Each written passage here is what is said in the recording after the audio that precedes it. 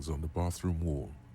In it, your face, adorned with the expression. We can do this. A mirror hangs on the bathroom wall. It's like something snaps in you. A nerve ending, a thought, a sadness. Your face in the mirror is suddenly clean of the layer that had distorted it for God knows how long. Just like that, it's over. The running gag that your life had become.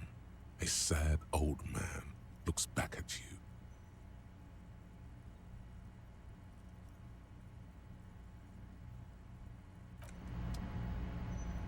Yay, we're a sad old man.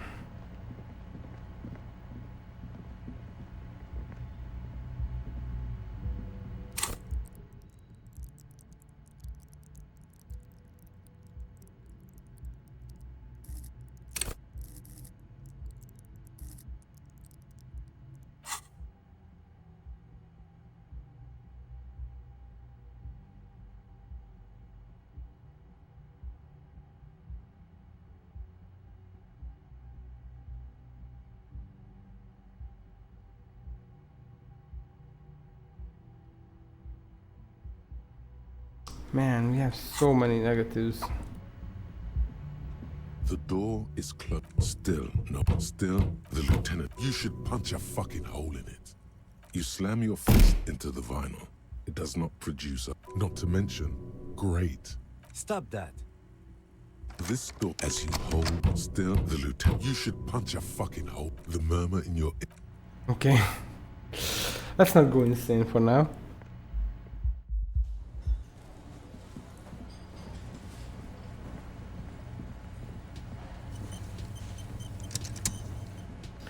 I kind of feel like trying our luck with these guys again is a bit of a waste of time.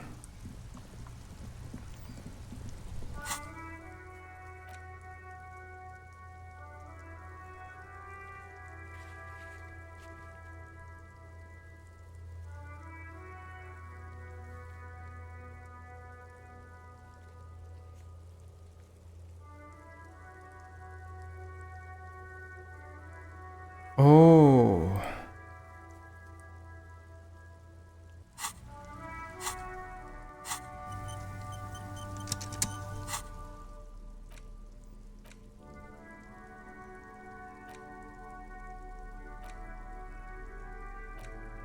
It's the ledger you found in the trash. A cabbage of papers hanging from the board. Yes, at last, you find a way to piece them together using the alphanumeric code on the margin. HDB 41, date of initialization and time of arrival on the scene, followed by the title. For example, HDB 41120117000, the Next World Mural. Wait, HDB 41, Windows Officer Precinct? Why, yes, your precinct number is 41. And HDB? Every last alphanumeric in the files begins with it. And these are your case files. It's safe to say HDB are your initials. Harry Dubois, HDB.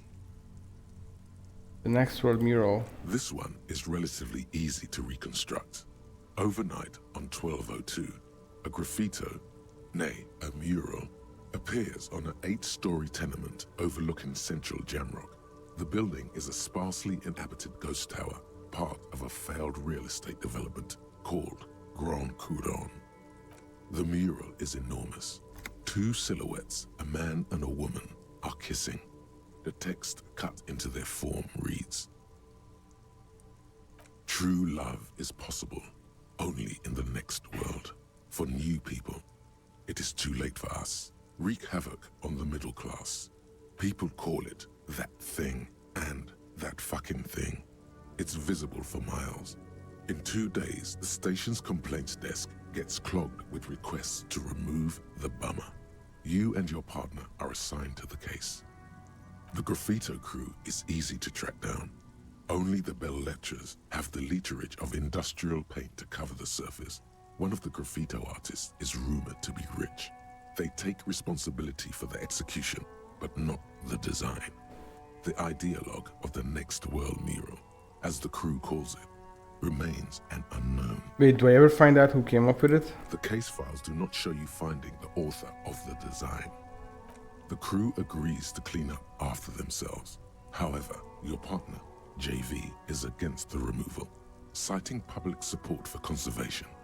This leads to a debate in Precinct 41, which then spreads to the streets of Jamrock, ending in a rare plebiscite organized by you and the rest of Row 3. The 9,000 people subjected to the mural's message, all of Lakeside, Central Jamrock, and Villalobos, plus half of the eminent domain, participate in the vote.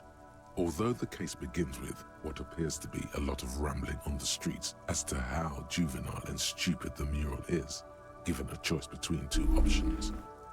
Keep the mural, it is right. A staggering 78% of voters choose to keep it.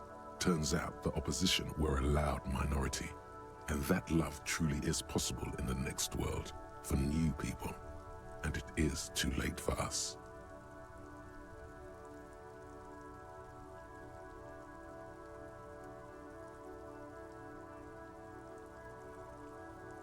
All that remains is to wreak havoc on the middle class. In any case, it appears to have been a rare case of civil activity in the quarter, and agreement as well. What do you want to tackle next? The unsolvable case. AKA Leslie and Burke, AKA the public indecency drunk and the property damage drunk, is a cursed case. It has been passed from unsuspecting officer to unsuspecting officer for 10 years. On January 29, my birthday, the unsolvable case made its way to you. Why you accepted it, it is unclear. Every officer, and indeed most civilians in Jamrock, know it's unsolvable. You were so drunk, you didn't remember what it was when you signed on. That, or you were high. Leslie will always take his pants off when he's drunk. Burke will always trash everything. It's just what they do. It is their nature. You cannot change the nature of a man. And you can't lock them away because public indecency and small-scale property damage are not punishable by incarceration. The only way for Leslie to stop displaying his genitals and for Burke to stop attacking things would be for them to stop drinking alcohol, which in their 40s or 50s, it's hard to tell because of their distorted features, is a medical improbability. Can't you just keep them off the streets? You would think that, but you're wrong. Where's the fun in exposing your genitals or breaking stuff in your own home? No, Leslie and Burke are on the corner of Main Street and Perdition, because that's where the action is. Can you keep yourself off the streets? No. Threatening fines, dragging them to the station, locking them up in the hellholes they live in, locking them up in the station, hypnotherapy, even trying to get the local gang of Zemyaki to take them out. The Zemyaki gave them ethanol, so Burke and Leslie would expose and rampage even harder. You tried it all, and still the complaints wouldn't stop, as they hadn't stopped for 10 years. It's plain to see from the files that you, Satellite Officer JV, and Special Consultant TH had more important cases to attend to. You uncover cross-reference to several ongoing investigations, each brought to a standstill every time you drive down Main Street. Because there they are, on the corner of Perdition. And what is Leslie doing? Public indecency, right? Good, you're learning. If the files are to be trusted, that's all there is to it. That and Burke breaking things, and the fact that they're both drunk. But then again, so are you. The case becomes considerably less comic one day when Burke takes a swing at your ledger. He must have it confused with the property he likes to damage. But the joke's on him. You're drunk out of your mind on potent Pilsner. You slam the hardened plastic board in his face. Then you proceed to beat him unconscious with it. Oh shit. In the process, the ledger sustains damage. The compartment within, reserved for permeable documents, is jammed shut. You stop your assault on the now unconscious Burke to open it. but are unable to do so. The officer began to cry, reports Leslie, who, at this point, is tending to Burke. Kill them. They broke it. He came at us, and at us. I think he was trying to kill Burko. While trying to kill Burko, you slowly come around. The permeables compartment is open. You've smashed it open on poor Burko's kneecaps. The good news is, Burke can't walk Oh, anymore. Jesus Christ. Can't get out of his apartment, an invalid. With Burke to tend to, Leslie cuts back on the indecent exposure. Maybe he flashes his genitals to Burke, who knows, but both drunks are off the street. The complaints stop. The unsolvable case This is solved. fucking horrible.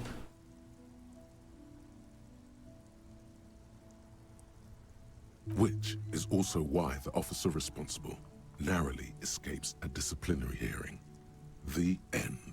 Do you want to read another one? The square bullet hole It would murders. be Let's learn about very these. interesting to read about these, wouldn't it? I mean, there seems to be a square-shaped entry wound in the victim's forehead.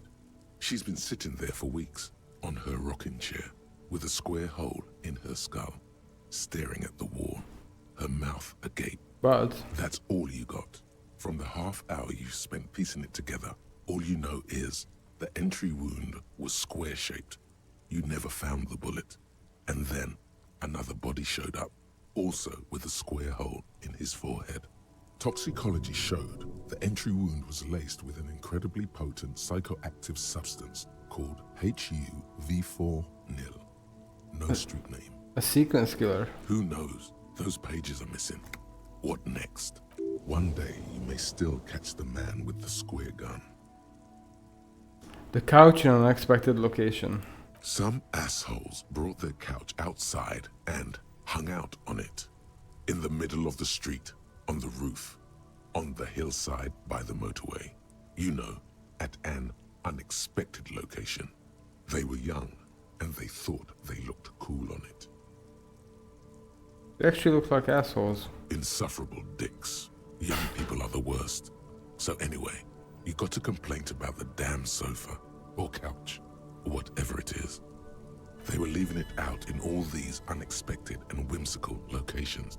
They took it to where they also took photos of themselves on it, and smoked cigarettes, and drank coffee because they felt it's intellectual. Cigarette butts, coffee cups, stupid couch. You had to clean it all up, and you did. So congratulations to you. Case solved.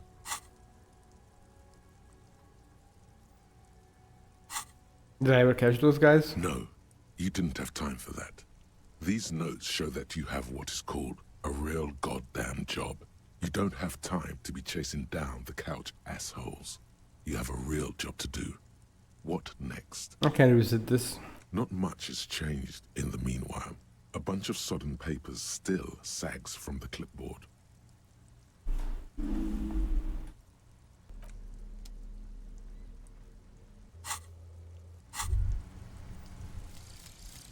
The suicide of Kraz Mazov. It's clearly a lie. Kraz Mazov didn't shoot himself. Reaction was on the counteroffensive. The State Day Palace in Mirova was surrounded. He was either assassinated or died in the bombing. You might even have evidence to support this, somewhere in your brain. Mazov was never given a state funeral by the communists. Some people even say the body that was recovered from the ruins wasn't his. There, good. Hero restored to glory. Carry on, comrade.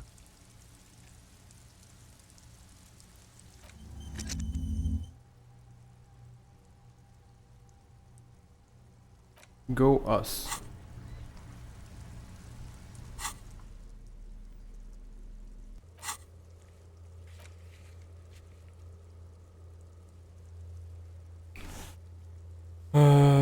Where's the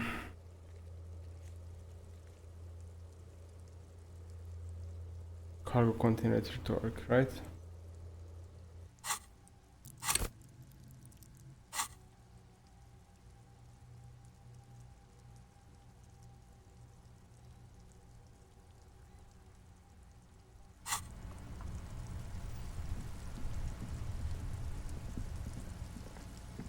Should we go back and try that roll, I wonder?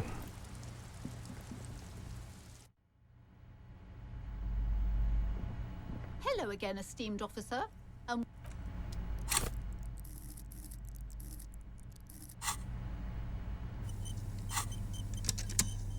Drama -1. Okay.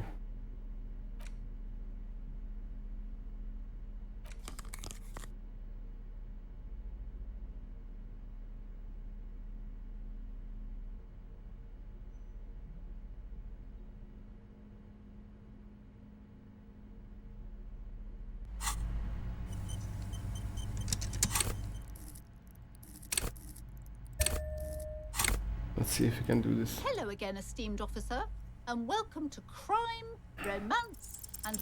Slither up to her, you silver-tongued fiend. Show her what world-class perfidy looks like. Ma'am, I came here to help. I have handled supernatural situations before. Are you sure? Don't think I haven't seen charlatans before. I have returned from the void, a paradetective from a long line of paradetectives. You're no paradetective. You look nothing like one. And you're clearly a drinker. Pardon me for being so blunt, but... You look like one. Hey now, hey. You need the booze to focus, all right?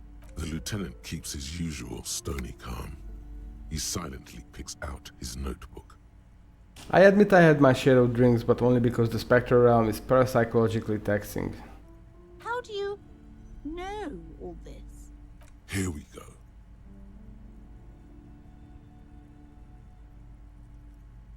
Your words brought me here in the first place. The Seminese blood also runs through me. You're part Simonese. Oh, it means our meeting couldn't have been mere chance. Ah, we're fooling her. The hand of fate guides us. But I am not the only one at risk. I have to think of my daughter. You are certain you can help us? Keep us safe? I can't allow any collateral damage to hit us. Just ask my partner Kim, he'll vouch for me. Oh,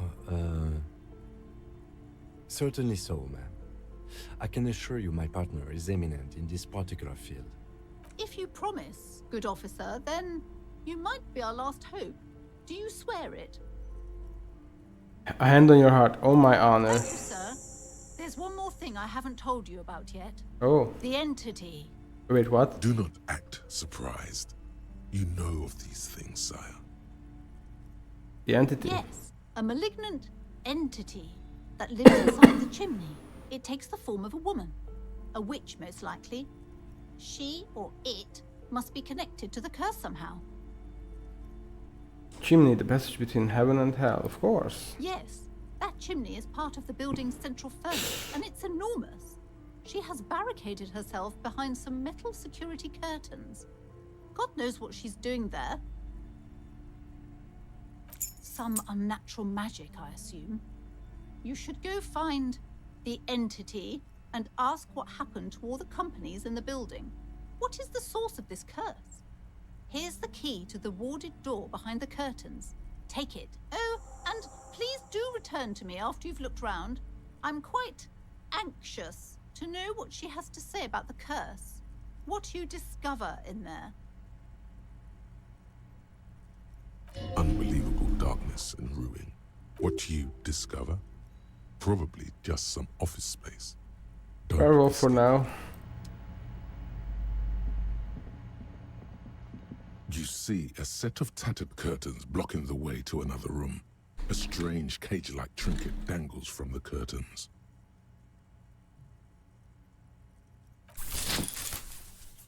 You see a dimly lit room full of dusty furniture and trash. A doorway stands in the back, covered in dozens of scary little Seminese wards, your shadow looming over it like an omen. Did you just say dimly lit room? Finally a use for the flashlight? Oh!